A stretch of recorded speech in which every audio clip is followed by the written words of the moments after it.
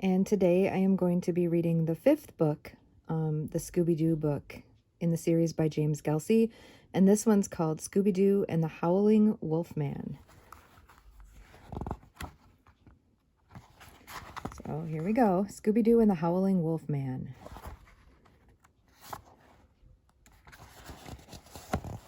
Chapter 1. Yee-haw, Shaggy called from the back of the Mystery Machine.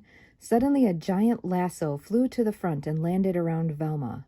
She dropped the book she was reading. "Hey, you guys," Fred yelled back. "Be careful with that thing. You lassoed Velma." Shaggy and Scooby-Doo came to the front of the van. They were both wearing cowboy hats. "Sorry, Velma," Shaggy said. "Rah," Scooby nodded. "Rory, Relma." Velma lifted the rope over her head. "What were you two doing with this lasso anyway?" "Just getting ready for the ranch," Shaggy answered. Scooby jumped onto Shaggy's back. "Ride 'em, Rowboy!" Scooby barked happily. Everyone laughed as Fred steered the van through a wooden gate. "Hey, everybody," Daphne said. "Look at that." She pointed to a statue of a giant wolf standing just inside the gate. It had a fierce gaze and big, sharp teeth. "That's where the Lone Wolf Ranch got its name," Velma read from her guidebook. "This area was full of wolves when the ranch was founded 100 years ago. There's a legend they used to tell around the campfire when I came here as a kid," Fred said. "During a full moon one night 100 years ago, a giant wolf appeared and drove all the other wolves away. So the owners made a statue of the giant wolf to protect them for all time. Some people believe the giant wolf was really a wolfman," Velma added, "and that his spirit is still trapped inside the statue to keep the ranch safe." It sounds kind of creepy to me," Shaggy said. "Believe me," Fred said. "There's nothing creepy about this place." "Then what's that?" Daphne asked as she pointed out the window. Fred stopped the van short as a scary-looking man stepped in front of them. He had a craggy face and wild hair sticking out in all directions. He carried what looked like a big hammer.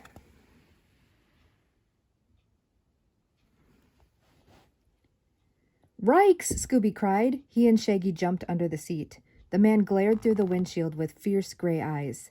"There's a full moon tonight," the man warned. "Leave now before the Wolfman comes and gets you all." He walked slowly backward up the road, never taking his eyes off the gang. Then he quickly turned and ran off into the woods. "Jinkies," Velma said. "Who was that?" "I don't recognize him," Fred replied. "Is he gone?" Shaggy whispered from under the seat. "You can come out now," Daphne said.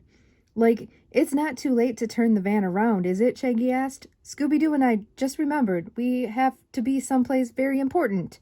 "Where's that?" Daphne asked. "Any place where there's no Wolfman," Shaggy answered. Fred started driving the van again. "Don't let that crazy man bother you," he said. "Too late," Shaggy replied. "If we leave now," Daphne said, "you'll miss the big barbecue." "And the campfire," Velma added, "where you can roast marshmallows." "Marshmallows?" Scooby asked with a big smile. Shaggy and Scooby looked at each other. They huddled together and whispered back and forth. Scooby and I have decided to stay," Shaggy said. "What made you change your mind?" Velma asked. "Wolfman," Scooby said. Fred, Daphne, and Velma all looked puzzled. If he's really coming back tonight after 100 years, Shaggy explained, "he's going to be hungry. He'll be so busy gobbling up all that food, he won't have time to gobble us up." Everyone laughed as Fred steered the Mystery Machine into the ranch's parking area.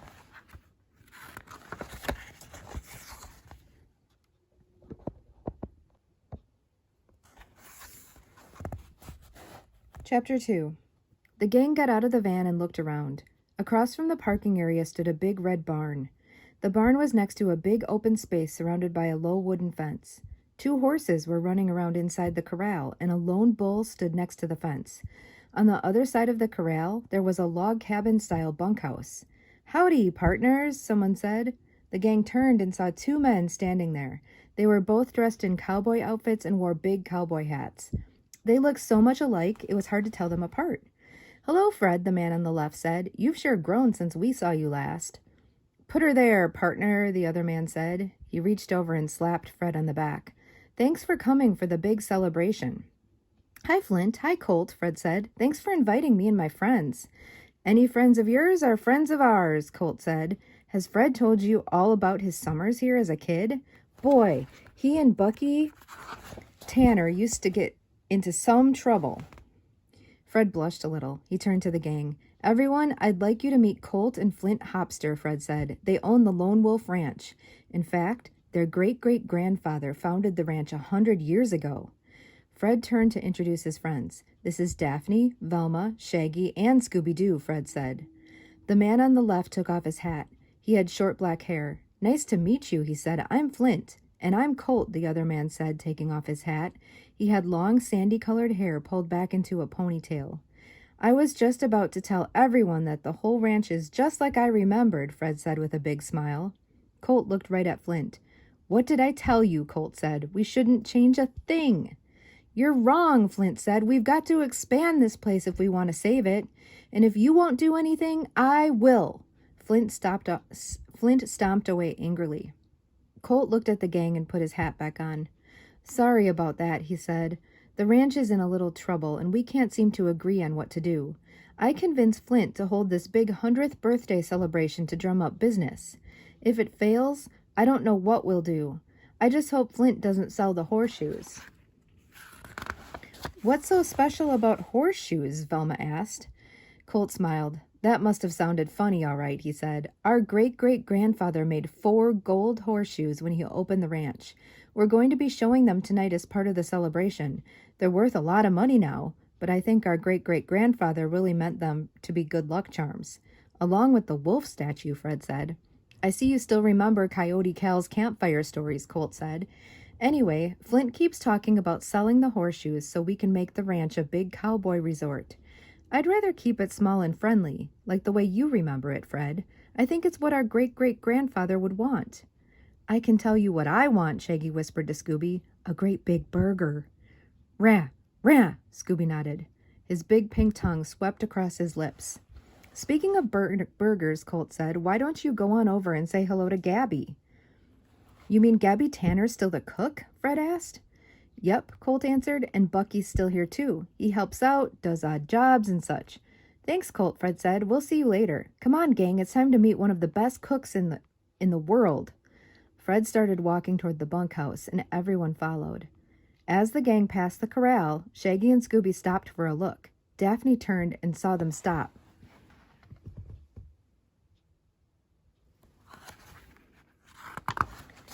Let's go, you two, she called. We'll be right there, Shaggy said. We just want to watch some real cowboys in action. All right, but stay out of trouble, Daphne said. She turned and continued walking. Like, don't worry, Daph, Shaggy said. What kind of trouble could we possibly get into?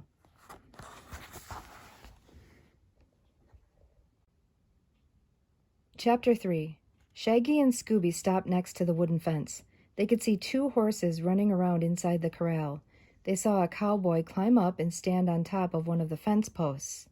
He twirled a big lasso over his head and then threw it into the corral. It landed on one of the horses. Did you see that, Scoob? Shaggy asked. Catching a moving horse is a lot harder than lassoing a sitting Velma. Row-rah, Scooby said. Watch wrists. He grabbed a rope lying on the ground and stood up on a post. There was still one horse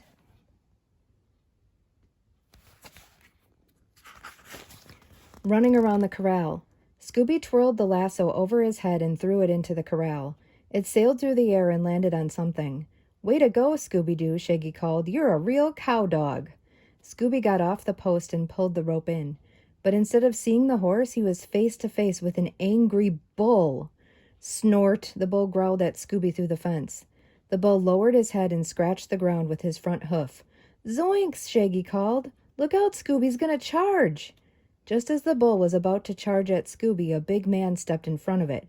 He stared right into the bull's angry eyes.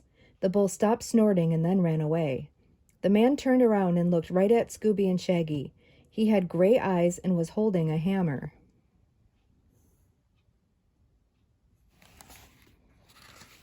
Rikes! Scooby yelled, jumping into Shaggy's arms. Like, it's the creepy man from the road, Shaggy called. They turned and ran toward the bunkhouse. At the bunkhouse, Fred, Daphne, and Velma were on the front porch talking to an old woman and a young man. It sure is nice to see you again, Bucky, Fred said to the young man. And you too, Gabby. I've really missed your cooking. That's mighty nice of you to say, Freddie, the woman said. She was a short woman with streaks of gray in her black hair. She wore a big denim apron over her clothes. It was stained with all kinds of food. Who are these folks? Bucky asked. This is Daphne and Velma, Fred said. Shaggy and Scooby are around here somewhere. Make way, Shaggy called as he and Scooby ran toward the bunkhouse. They ran onto the porch and hid behind the others. What's up with you two? Velma asked. Scooby's tail peeked out from behind Daphne. It pointed at the man walking toward the porch. That's just Coyote Cal, Bucky said.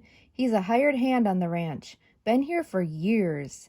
That's Coyote Cal? Fred asked. He looks a lot different from when I was here. That's because he was bitten by a wolfman, Bucky joked. That's enough, Bucky, Gabby said. Coyote Cal slowly walked up to the bunkhouse porch. The big hammer was hanging through a loop on his dungarees. He took a red handkerchief from the pocket of his denim shirt and wiped his forehead. He never took his eyes off the gang. I warned you kids not to come here, he said. Strangers aren't welcome here. Not tonight. Now, Cal, Gabby said, don't you recognize this boy? It's Fred, Bucky's old friend from way back. They used to play together during the summer. Cal squinted and stared at Fred. I guess he's okay if you say so, Cal said. But there's still no reason for all these people to be around tonight with what's been going on around here. You mean getting ready for the party? Daphne asked. He means getting ready to see the gold horseshoes, Bucky said. Of course he means the party, Gabby said. I've been preparing the food for days. I don't mean the party, Cal said. I mean all the howling we've been hearing the past few nights. Cal thinks the curse of the lone wolf will come true tonight, Bucky said. He looked at Shaggy and Scooby with an evil grin. When the full moon rises, the moonbeams will shatter the statue of the lone wolf and release his spirit into the night. The wolfman will return. Ahoo! Shaggy and Scooby dove behind Daphne again. Bucky laughed.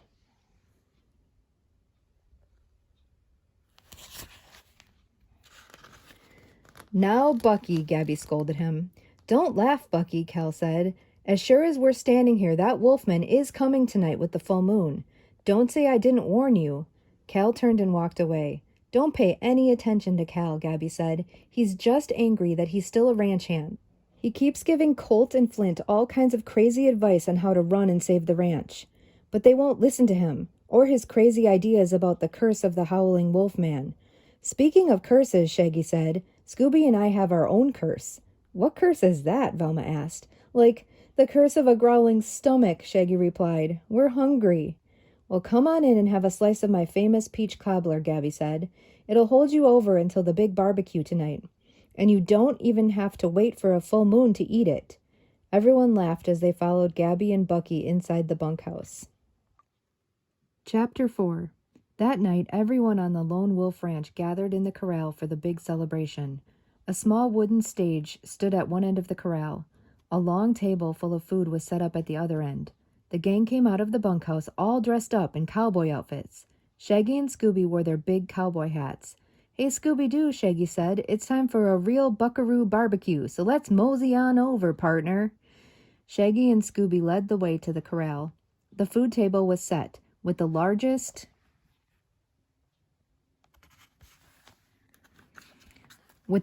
selection of barbecue food they had ever seen. There was barbecue chicken, barbecue ribs, barbecue beef, barbecue beans, barbecue corn, barbecue potatoes, barbecue carrots, barbecue hamburgers, barbecue hot dogs, and even barbecue pizza. Gabby and Bucky were busy behind the table. She filled empty platters and helped serve the food. The gang grabbed some plates. Everything looks and smells great, Gabby, Fred said. This sure brings back memories. Hey, Fred, Bucky said, remember the time Mom baked a dozen blackberry pies? We took them back to our secret hideout and ate every last one. We had stomach aches for days, Fred laughed, but it was worth it. Colt and Flint walked over to the table. Flint was holding a small metal box under his arm. He grabbed a piece of chicken while Colt looked up at the sky. It's a full moon, Colt said. Would you forget about the curse, Flint said. I told you, Cal's crazy. I still don't understand why you want to keep him. He knows more about this place than anyone, Colt said. I can't fire him. Well, you know, We won't be able to afford to keep the whole staff much longer, Flint said, so start thinking about who you can fire. Now let's get this thing started. Flint walked away before Colt could respond. Colt turned to the gang. Looks like we'll be starting soon, Colt.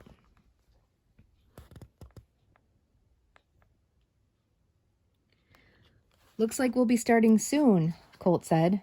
Come up front for a good view. Colt left and followed Flint over to the stage. Bucky, you'd better get some pies from the kitchen, Gabby said. I want to be ready to serve dessert right after Flint and Colt finish. Bucky nodded and walked out of the corral. Ladies and gentlemen, cowboys and cowgirls, Colt announced from the stage. May I have your attention, please? Everyone in the crowd walked toward the platform. The gang made their way to the front. They could see Flint standing next to Colt. Flint was still holding the small metal box. Most of you know the story of Lone Wolf Ranch, Colt said. Our great-great-grandfather found gold on this land.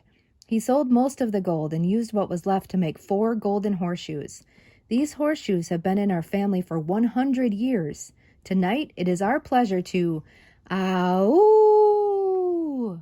A loud howl suddenly filled the air. Everyone was silent. That does it, Flint said. I'm going to take care of Cal once and for all. Flint gave Colt the metal box. He ran off the platform and into the woods. Stay calm, everybody, Colt said. Just somebody's idea of a little joke. No reason to be alarmed. Ow! The howl was louder. Just then,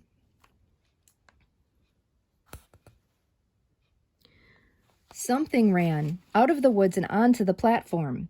It's a wolf, Daphne cried. Jinkies, Velma yelled. It's not a wolf, it's a wolf man. Wolfman, shouted Shaggy and Scooby as they ran away through the crowd. The wolfman snarled and growled at the crowd. Everyone gasped. Colt was so surprised he couldn't move. The wolfman turned and pushed Colt down. He grabbed the metal box. He howled at the full moon and then ran off into the woods. A moment later, Flint ran onto the stage. He was out of breath. He helped Colt get up. The statue of the lone wolf has been smashed, Flint said. The crowd gasped. I warned you people about the curse, Coyote Cal yelled. He was standing on one of the fence posts around the corral. If you had listened to me, none of this would have happened. Now the ranch will pay. He turned and disappeared into the woods. The crowd quickly scattered as everyone ran toward their bunks. The horseshoes are gone, Flint said. How do you know? Fred asked. Because they were in that metal box, Flint said. We were going to show them as part of the celebration. The ranch is doomed for sure, Colt said. What are we going to do now?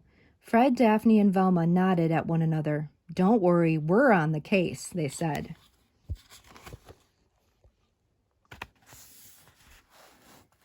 Chapter 5. The next morning, the gang met by the corral. Okay, everyone, let's start by splitting up, Fred said. Daphne and I will look around here and down by the lone wolf statue. I'll follow the wolf's tracks into the woods, Velma said. They may lead us to some clues. Scooby and I will look for clues around the kitchen, Shaggy said. The wolfmen might have built up an appetite. Oh, no, you two don't, Velma said. You're coming with me. There's a lot of ground to cover out there, and I'll need all the help I can get.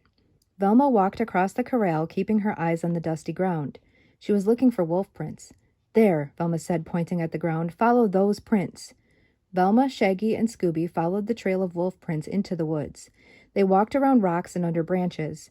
Man, 4 helpings of cowboy breakfast must not have been enough, Shaggy said. I'm getting pooped. He was starting to breathe heavily. Even Scooby was panting. That's because we're walking uphill, Velma said. Remember to watch where you're going. There are a lot of things to trip on in these woods. A lot of things to what? Shaggy asked. To trip, Velma began. Oops! Velma suddenly fell over a small rock. Her eyeglasses flew off her face as she landed in a pile of soft moss. Relma! Scooby exclaimed. He ran over to her. Jinkies, Velma said, sitting up. I guess I didn't see that rock. Now we have to find my glasses. I can't see a thing without them. Not to worry, Velma, Shaggy said. Scooby and I will find them in a flash. Come on, Scoob. Shaggy and Scooby started searching for Velma's glasses. Velma crawled around on her hands and knees, patting the ground around her. She crawled a few more feet and reached out her hand. This time she patted a furry foot. Scooby, don't just stand there, Velma said. Help me up. Velma reached out and felt a furry paw take her hand. "I'll give you 2 Scooby snacks if you find my glasses first, Scooby." "Hey, Velma, Scooby and I found your glasses," Shaggy called. He and Scooby walked up to Velma and handed her the glasses. Velma was puzzled. "If Scooby's with you, Shaggy," she said, "then who just helped me up?" Velma, Shaggy, and Scooby all turned and looked behind them. "It was the Wolfman! Wolfman!" they shouted as they all turned and ran away. The Wolfman let out a big growl. Grrr! Velma jumped behind a big bush to hide. The Wolfman swiped his paw at Shaggy and Scooby. They turned and ran into the woods. "Faster, Scoob," Shaggy said, trying to push Scooby along. "He's gaining on us." Shaggy and Scooby ran as fast as they could. They weaved in and out of the trees. They jumped over rocks and ducked under branches. The Wolfman stayed close behind, growling all the way. "This way, Scooby," Shaggy said. He and Scooby made a sudden turn and ran toward a clearing. "I think we lost him, Scooby," Shaggy said, "but we'd better hide somewhere just in case." As they ran, they looked for a place to hide. Scooby then saw a big hollow log lying on the ground. "Raggy, rin rear!" Scooby barked, dashing into the log. Shaggy quickly followed. "He'll never find us in here," Shaggy said. It was cramped inside the log. Shaggy and Scooby had to lie perfectly straight. "Now I know what a sardine must feel like." They heard a rustling sound in the bushes. Someone was walking toward them. Before Shaggy could stop him, Scooby poked his head out one end of the log. "Velma?" Scooby barked. Growl! It was the Wolfman. Scooby pulled his head back in just as the Wolfman swiped at the log.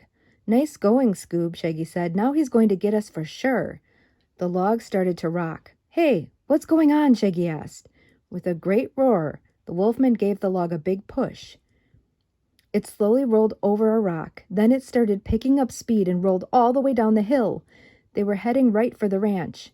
"Ow!" howled the Wolfman from on top of the hill. "Help!" yelled Shaggy and Scooby from inside the log. Chapter 6. Fred and Daphne were walking toward the bunkhouse when they heard a rumbling coming from the woods.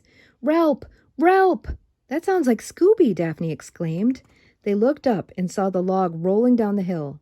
It rolled under the wooden fence and stopped right in the middle of the corral. "They must be in there! Come on, Daphne," Fred said. They ran over to the log. "Shaggy, Scooby, are you all right?" Daphne asked. Shaggy and Scooby slowly crawled out of the log. "Man, now I know what my clothes feel in the dryer," Shaggy said. "Are you okay, Scoob?" "I rink row," Scooby said. Scooby stood up and started walking. But instead of going straight, he walked in circles. He was dizzy from the ride in the log. "What happened to you two?" Fred asked. "And where's Velma?" "Right here," Velma said behind them. Everyone turned. "Velma!" Scooby exclaimed. He staggered over to give her a big hug. But because he was still dizzy, he walked right past her and hugged a fence post instead. "Like, we thought the Wolfman got you," Shaggy said. "I was hiding behind some bushes, so he never found me," Velma said. "On my way back here to get help, I spotted the Wolfman's tracks again, so I followed them and found a clue." She held out a piece of torn denim cloth. "Zoinks! That looks like the kind of shirt the Wolfman was wearing," Shaggy said. "But the most interesting thing is where I found this piece of cloth," Velma said. "Where?" Fred asked. "The tracks I followed led to an old tree house deep in the woods," Velma replied. "What did you find?" she asked Fred and Daphne. "We checked out the statue of the lone wolf," Fred said. "It really was smashed like Flint said. But we also found something else," Daphne added. "We looked in the bushes around the statue and found this." Fred showed everyone a big steel hammer. Velma said, tapping her finger to her chin. "I seem to remember seeing a hammer like this somewhere else." "Me too," Fred said. "It looks to me like this Wolfman's howled at his last full moon." "Fred's right," Velma agreed. "It's time to set a trap." "No way, man," Shaggy said. "I'm not going to let any Wolfman take me for another ride." "Re-reather," Scooby said. Just then Colt walked out of the bunkhouse. Colt's right arm was in a sling. He saw the gang in the corral and walked over to them. "How's your arm, Colt?" Fred asked. "Just a little sprain," Colt said. "Nothing to worry about." Velma looked around. "Where's Flint?" she asked. "He's searching the woods," Colt said. "He's convinced that Cal's behind all this. "How's your detective work going?" "We're about to set a trap to catch the Wolfman," Fred answered, "and I think we could use your help." "I'll do anything you want," Colt said. "If word spreads about this Wolfman, Flint and I will have to close the place down for sure." Colt looked sad at the thought of it. "We were just trying to convince Shaggy and Scooby here to help us out," Daphne said. "And now I'm sure they'd love to pitch in, right, fellas?" Scooby-Doo sat down and shook his head. "Would you do it for a Scooby snack?" Velma asked. "Ruh-uh," Scooby said. "How about for 2 Scooby snacks?" Velma asked. Scooby just turned his head away as if he didn't hear her. "How about for 2 Scooby snacks and one of Gabby's special peach cobblers?" Colt asked. Scooby's eyes lit up. "Reach Robbler? Oh, Roy! Oh, Roy! Oh, Roy!" His tail wagged and he jumped up and down. "Scooby, you get to work on solving this mystery," Colt said. "I'll get Gabby started on that peach cobbler." "And then gather everyone together," Fred said. "You're going to help us solve the mystery of the Howling Wolfman."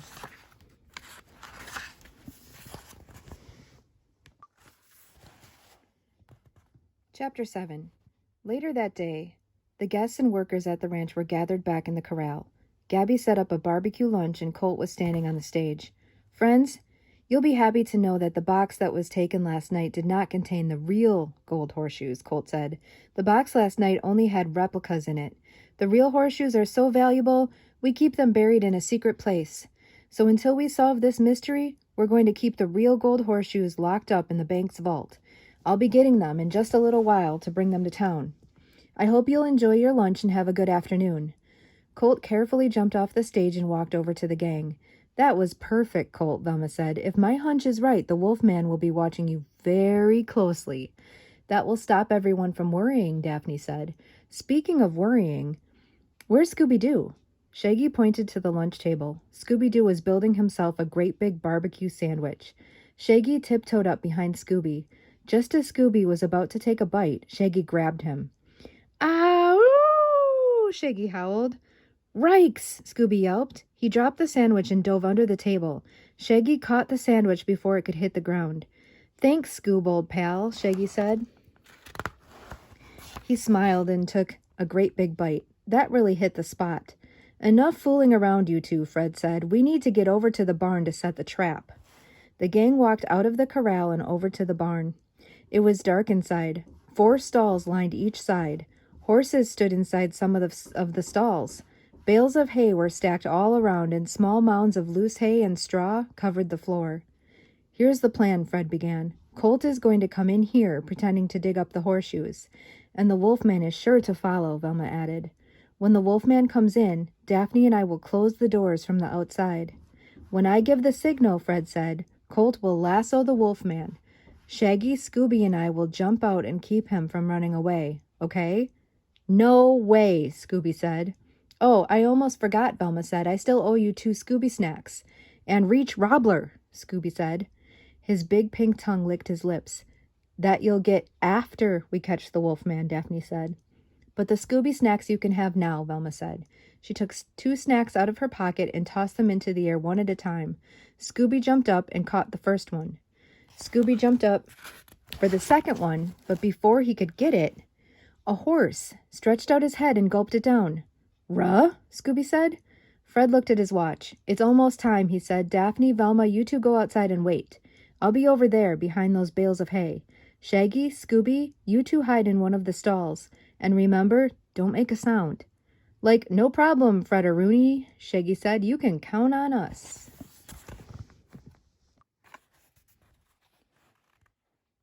Chapter 8.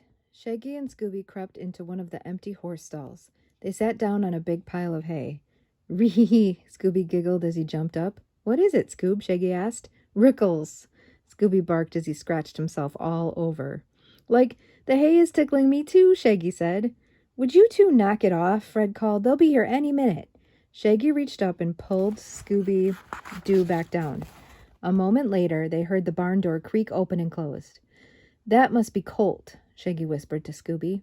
They heard some footsteps pass by the stall. A moment later, the barn door creaked open again. Scooby slowly peeked over the edge of the stall. He saw the Wolfman slowly walking into the barn. Shaggy reached up and pulled Scooby down again. This time, Scooby's face landed in a small pile of hay. The wolfman's heavy paws dragged through the hay on the barn floor. Shaggy turned to say something to Scooby. He saw Scooby's nose starting to twitch. Like, "Hold on, Scoob," Shaggy pleaded. "This is no time for a Scooby sneeze." The wolfman stopped in the middle of the barn. He turned around as if he heard something. Fred and Colt quickly stood up. Colt grabbed his lasso and raised his arm to throw the rope. "Ra-choo!" sneezed Scooby. Colt dropped his lasso. The wolfman spun around. The horses got scared. They whinnied and jumped around in their stalls. "Get him before he gets away!" Colt yelled. The wolfman ran toward the barn door. On the way, he opened all of the horses' stalls. Fred and Colt started after the wolfman. Colt ran so fast, his hat flew off his head. It landed right on Scooby-Doo. The hat covered Scooby's eyes. As he ran, he bumped into one of the horses. His paw got caught on the saddle. Before he knew it, Scooby was thrown onto the horse and was riding it out of the barn. "Scooby-Dooby-Doo!" Scooby barked. "Ride 'em, Scooby," Shaggy called. "Now get that wolfman." The wolfman ran across the corral toward the woods. As the horse followed the wolfman, Scooby bounced up and down on the saddle. The wolfman made a sharp turn to the right. The horse made a sharp turn to the right. The wolfman ran toward the bunkhouse. The horse ran toward the bunkhouse. The wolfman made a quick turn to the left. The horse made a quick turn to the left. The wolfman ran straight for the woods. The horse ran straight for the woods. The horse suddenly stopped, but Scooby kept going. "Ralph! Raggy!" Scooby barked. He flew through the air and landed right on top of the wolfman. Chapter 9. Everyone ran over to Scooby and the wolfman. "Way to go, Scooby," Shaggy said. He helped Scooby up. Colt and Fred lifted up the wolfman and held him tightly. "Now, let's see who the wolfman really is," Fred said. "Hold on a minute," somebody yelled from the woods. It was Flint Hopster. He was walking with Coyote Cal. Coyote Cal carried the metal box under his arm. As soon as they arrived, Colt reached over and lifted off the wolfman's furry mask. "Bucky Tanner?" Colt and Flint exclaimed together. "That's right," Fred said. "But why?" Colt asked. "Why don't you ask the brains behind it?" Velma said. She and Daphne escorted Gabby Tanner over to the crowd. "I'm not ashamed of anything," Gabby said. "I had Bucky steal the horseshoes so we could buy the ranch ourselves and start a chain of Wild West restaurants. We would have been rich." "But how did you know it was Gabby and Bucky?" Colt asked the gang. "We didn't at first," Fred replied. "Flint was our first suspect. But we knew he would never do anything to hurt his twin brother," Daphne said, "no matter how much he disagreed with him." "Then Coyote Cal became our main suspect," Velma said. "After all, he had been warning everybody about the wolfman for days. And he didn't make any secret about wanting to run the ranch by himself," Fred added. "But what about the other clues you found?" Colt asked, "like the denim cloth and the hammer by the broken statue." "They were left out to make us think Coyote Cal was the wolfman," Velma said. "Take a closer look at the hammer." Velma handed Colt the hammer they had found by the smashed statue. He and Flint looked at it carefully. "This isn't a horseshoe hammer," Flint said. "That's right," Daphne said. "It is a meat tenderizer, like the one a cook would use to prepare meat for a big barbecue." "But the clue that really tipped us off," Velma said, "was the tree house I found when I followed the wolfman's footprints." "I followed the tracks there too," Cal said. "That's where I found the box with the fake horseshoes." "Before today, only 2 people ever knew about that old treehouse, me and Bucky Tanner," Fred said. "And that's because we're the ones who built it as a secret hideout when we were kids." Flint turned to Coyote Cal. "I'm sorry for thinking you were behind all this, Cal," Flint said. "And thanks for recovering the horseshoes," Colt added. Then Colt and Flint turned and looked at Gabby. "What do you have to say for yourself, Gabby?" Colt asked. "Only that I would have gotten away with everything," Gabby said, "if it wasn't for those kids and their meddling mutt." Coyote Cal grabbed Bucky by the scruff of his wolf costume and led him away. Flint followed with Gabby. "Thanks so much for your help," Colt said. You did more than save the ranch. You helped Flint and me realize that family is more important than any piece of land. We're going to work out something to save the ranch that will make both of us happy."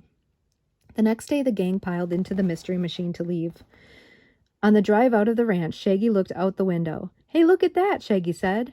Fred stopped the van. Coyote Cal was carving a new statue to guard the ranch, but instead of the gray wolf, it was a big wooden statue of Scooby-Doo. "Scooby-Dooby-Doo!" Scooby howled. Cal waved and everyone laughed as the mystery machine continued on its way. And there's the statue of Scooby. And that's the end. Thanks for reading with me today. It was a fun story. Scooby-Doo and the Howling Wolfman, the 5th Scooby-Doo book in the series by James Gelsey.